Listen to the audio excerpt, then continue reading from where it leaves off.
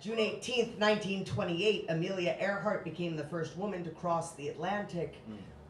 Little known fact, she did so as a passenger. And in June 18th, 1983, Sally Ride became the first American woman in space. She did so as part of the scientific team. So she was also a passenger. Starts with two quotes, both by Amelia Earhart. Women, like men, should try to do the impossible. When they fail, their failure must be a challenge to others. The most difficult thing is the decision to act. The rest is merely tenacity. The fears are paper tigers. To Miss Sally Ride upon her return from space. I can't imagine rocket ships, but I know the weight of takeoff. The pressure pushing some new pulse into your rib cage. Sally, I wish you could have had your hands on those controls. Felt all that metal rise in the brace of your palms. Strapped into the passenger seat, I wonder if you could hear the secret beneath the rumble of your first flight. I know you're not a pilot, but I think you heard it too. The first time I flew, I was only 7. My uncle helped build a roller coaster ramp off the roof of the shed. It was the most fantastic crash. Split-lipped and dirty, I emerged from my first wreck victorious. But there was a moment, suspended above the yard, when I first heard the sound. I was too young to understand the pull of it. I was 23 the first time I saw a trick pilot dance his plane through the air. He spun and dove straight at us.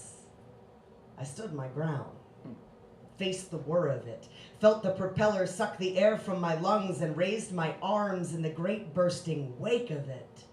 The pilot thought he'd blow my skirt up as I ran from his charge, but the rush of it. I did not understand it at the time, but I believe that little red airplane said something to me as it swished by. It's that voice I've been chasing. Somewhere underneath the engine's purr, I know you heard it too. My daddy chased his own voices, looking for them at the bottom of bottles. I guess we're all chasing something, but few of us girls ever get permission to run. My daddy knew there was nothing that could stop me from getting more space beneath my feet. So he called his buddy Frank and asked him to take me along for a jump in his little stunt plane, gave up his liquor money to give me 10 minutes of the most perfect joy. I was only 200 feet from the ground when I knew my place was there, in the air. I felt the steel flex like some new limb, felt the clouds give way, listened to the whistle and growl around me like prophecy. My daddy let me wish for impossible things, and I wanted sky.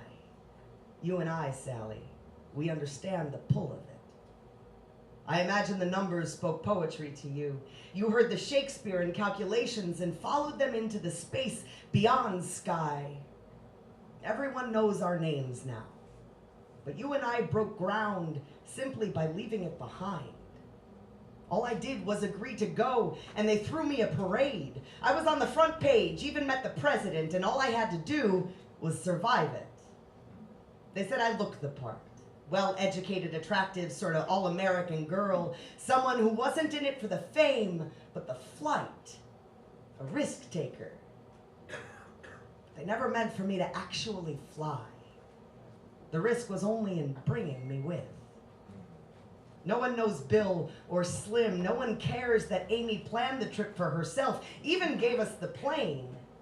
Then there's me, the most famous passenger in the world.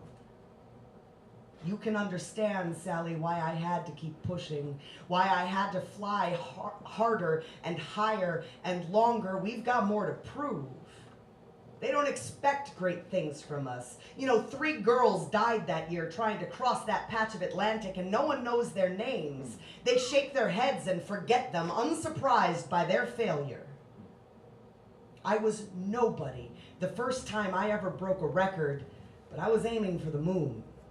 Flew straight up and felt the cold joy, the perfect isolation, always chasing. What wouldn't I have given to know that weightless space where your feet knew no ground? It must have been quiet up there. quiet enough to catch the meaning of it. Did you hear the whisper, Sally? Did you catch what the engines muttered in that rise? I chased that voice into oblivion. Tell me you heard it, Sally. Tell me you heard that impossible sound.